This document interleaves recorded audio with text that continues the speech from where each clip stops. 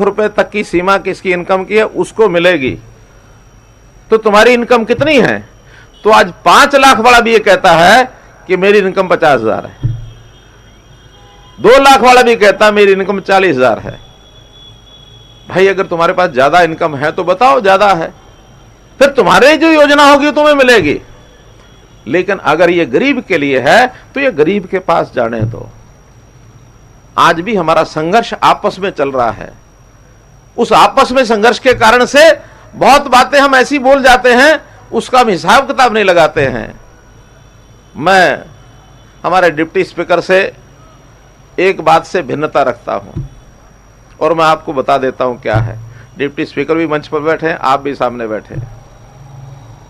हमारे पास कोई एक चीज है, उस चीज को हमने कहा कि भी जिसकी सालाना इनकम 2 लाख रुपया साल की है ये उससे नीचे के आदमी को मिलेगी। और उसमें भी मानो एक चीज है, 4 लेने वाले आ गए तो 4 में वही होगा ना जिसकी मेरिट ज्यादा है। क्यों? उसी को मिलेगी जिसका अधिकार ज्यादा बनता हो। मानो मेरिट पर ही हमने कर दिया तो उस 2 लाख के नीचे उसी को मिलेगी जिसका मेरिट ज्यादा है, भले वो 1,90,000 वाला हो, भले 1.5 लाख वाला हो। लेकिन अगर हमने उस 2 लाख के बजाय उसकी लिमिट 5 लाख कर दी तो वो जो 1,90,000 वाले इनकम वाले को मिलने की जरूरत थी, वो था चांस थे, वो वहां ना मिल करके 5 लाख अगर कर दी तो वो 4,60,000 वाले को मिलेगी, 1,90,000 वाले को नहीं मिलेगी। अब हमें बताओ, चीज सीमित है, वो हमको 1,90,000 वाले को पहले देनी चाहिए या 4,50 वाले को पहले देनी चाहिए? बताइए, बोलिए, सब बताएं। 1,90,000 के 4,50? 1,90,000 वाले को पहले मिलनी चाहिए। आप भी गंगवा जी बता दो किसको मिलनी चाहिए? नहीं, आप इसी समय इतनी बड़ी सभा में हम इसका निर्णय करेंगे। स्टेटों को छोड़ दो, कोई स्टेट अगर ठीक काम नहीं कर रहा तो हमें रोकेंगे कि ठीक ना करो। सेंटर, मैं तो सेंटर की इससे सहमत नहीं हूं, मैं दूसरी स्टेटों से भी सहमत नहीं हूं। मैं तो इस पंचायत में जो फैसला होगा वो करने के लिए तैयार हूं। आप ये बताओ कि पहले अधिकार 1,90,000 वाले का है कि 4,50 वाले का है? 1,90,000 वाले का है ना? नहीं, कंपटीशन सुनिए भाई, 1,90,000 वाले जब सारे लोग ऐसे हैं कि उनको सबको मिलता है, फिर इसको खोल के 4,50 तक ले जाएंगे। आज पहली जरूरत 1,90,000 वाले को है। 4.5 वाला तो 2-4 साल बाद जब ये 1,90,000 वाला 4.5 पर पहुंच जाएगा तो मुकाबला कर लेंगे, कोई दिक्कत नहीं। क्रीमी लेयर को 6 लाख के बजाय 8 लाख कर दो। अरे हम कहते हैं भाई 6 लाख से नीचे वाला ज्यादा गरीब है, पहले उसके बारे में सोचने दो। जब वहां लगे कि हमें कोई नहीं मिलेगा फिर इसको खोल के 8 लाख तक कर देंगे।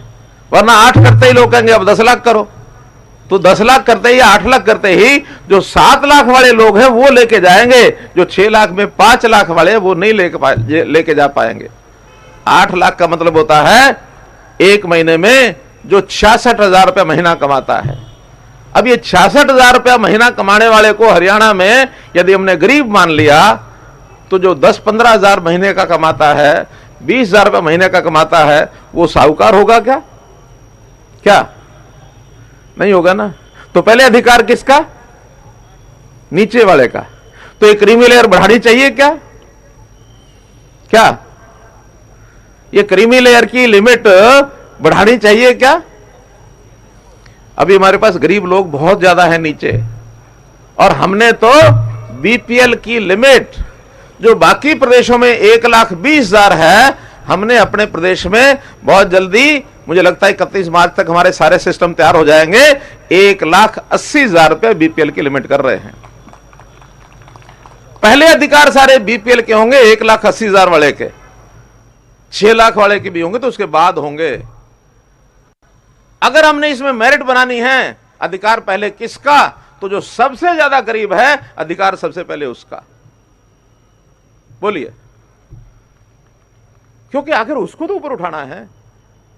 70,000 रुपया 60,000 रुपया महीने कमाने वाले की चिंता अभी हमको नहीं है, वो कमा रहा है, वो और आगे बढ़े, हमारी शुभकामना है। अपने दमखम पर बढ़े, सरकारी सहायता से बढ़ने की इच्छा ना करे।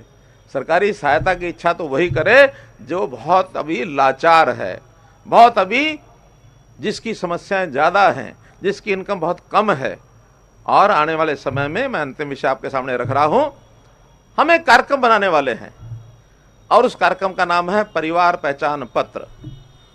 परिवार पहचान पत्र हर एक परिवार की पूरी डिटेल रखेगा।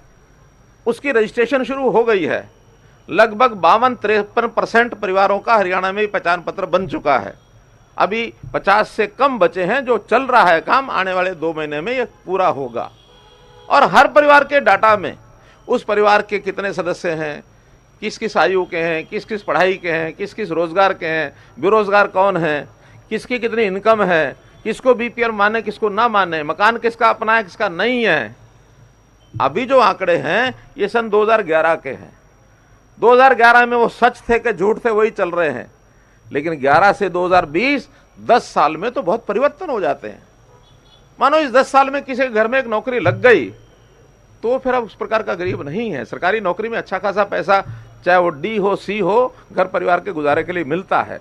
लेकिन जिसके घर में कोई कमाने वाला नहीं है, पढ़ा लिखा कम है या पढ़ाई का अवसर नहीं मिला है, चिंता उसकी करनी है। इसको कहेंगे अंत्योदय। क्या कहेंगे? अंतिम का उदय। जो लाइन में आखिर में रह गया उसकी सच्ची पहचान हमको करनी पड़ेगी। हमारे समाज में भी जब आपको पूछा जाए कि अंतिम पंक्ति में कौन है, ये मत कहो कि अंतिम पंक्ति में मैं हूं। अपने इर्द गिर्द नजर दौड़ाओ, मेरे से जो पीछे है, जो सबसे पीछे है, वो अंतिम पंक्ति है। अगर अधिकार पहले लेके देना है सहायता का, सरकारी योजनाओं का लाभ, तो जो सबसे अंत में पहले उसको लेके देंगे, बाद में हम सब मिल करके उसका लाभ उठाएंगे। बोलो मेरी बात ठीक है कि नहीं? जो कहते हैं ठीक है हाथ खड़े कर दो। गंगवा जी कर दिया। बहुत हमको बारीकी से सोचना होता है। और मैं ऐसा नेता नहीं हूं कि किसी ने मंच पे कुछ भी कह दिया और उसको राजी करने के लिए हाँ जी हाँ ठीक है हो जाएगा। जो काम हो सकेगा उसको कहेंगे हाँ होगा, जो काम नहीं हो सकेगा हाथ जोड़ के कहेंगे ये अभी संभव नहीं है। राजनीति में सत्य बोलना बड़ा कठिन है, बहुत कठिन है, लेकिन समाज की भलाई के लिए यह सत्य बोलना आवश्यक है। तो मित्रों, आप समाज के लोग सबके साथ मिलकर आगे बढ़ें।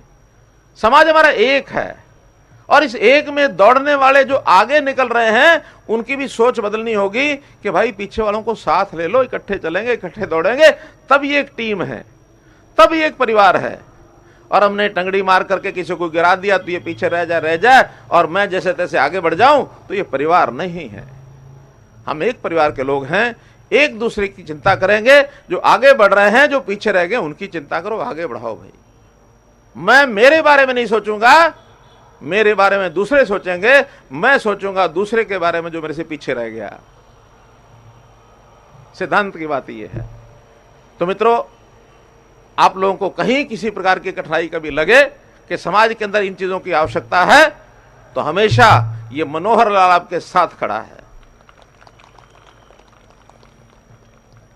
और न केवल जाति के हिसाब से, समाज की बाकी व्यवस्थाएं जो भी स्थितियां हैं, गरीब कोई भी हो सकता है। वो गरीब स्वर्ण जाति का भी हो सकता है, वो गरीब किसान भी हो सकता है, मजदूर भी हो सकता है, छोटा दुकानदार भी हो सकता है। हर किसी की सहायता सहयोग करना ये हमारा काम है, हमारा धर्म है। हम में से कोई पीछे ना रहे, सब लोग आगे बढ़े। इसकी योजनाएं हम सब मिलकर के बनाते रहेंगे। आज के इस अवसर पर पूरे हरियाणा के समाज को ये जो एक प्रावधान किया गया है आगे साथ राजनीतिक बराबरी करने का, उस अवसर का हम लोग लाभ उठाएं। अभी आने वाले समय में पंचायतों को चुनाव है, 5% के लोग अच्छे पढ़े लिखे लोग आगे आ जाएं। हम कंपटीशन आपस में ना करें। अगर कंपटीशन करेंगे तो आपस में ही बटेंगे।